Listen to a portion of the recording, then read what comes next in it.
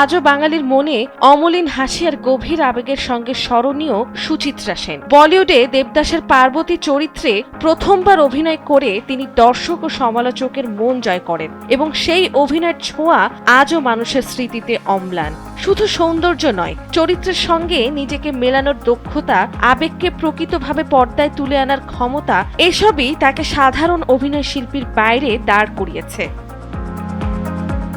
1931 সালের 6 এপ্রিল বাংলাদেশের পাবনার করুণাময় ও ইন্দিরা দাশগুপ্তর সংসারে সুচিত্রা সেনের জন্ম। জন্মের পর তার নাম ছিল রমা দাশগুপ্ত। পরে কলকাতায় পরিবারের সঙ্গে বসবাস করে তিনি নিজের প্রতিভা ছড়িয়ে দেন বাংলা ও হিন্দি সিনেমার আকাশে।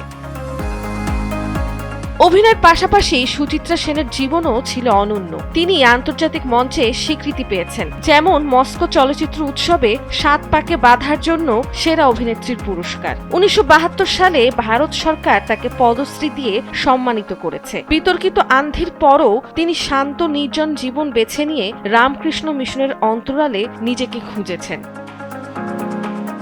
উত্তম কুমারের সঙ্গে তার জুটি বাংলা সিনেমার ইতিহাসে চিরস্মরণীয়। প্রায় 30টি ছবিতে একসঙ্গে তারা দর্শকের হৃদয় জয় করেছেন। দাদা সাহেব ফালকেও পুরস্কার অগ্রহণ এবং প্রথম ছবি শেষ কোথায় অমুক্ত মুক্তি, এসবই তার জীবনের অজানা অধ্যায়। বাংলা ও হিন্দি মিলিয়ে 52টি বাংলা ও 60টি হিন্দি ছবিতে অভিনয় করে সুচিত্রা সেন আজও এক সত্যিকারের কিংবদন্তি, যার জীবন ও শিল্পী জীবন দর্শক ও সিনেমা প্রেমীদের হৃদয়ে চিরকাল উজ্জ্বল আলো হয়ে থাকবে।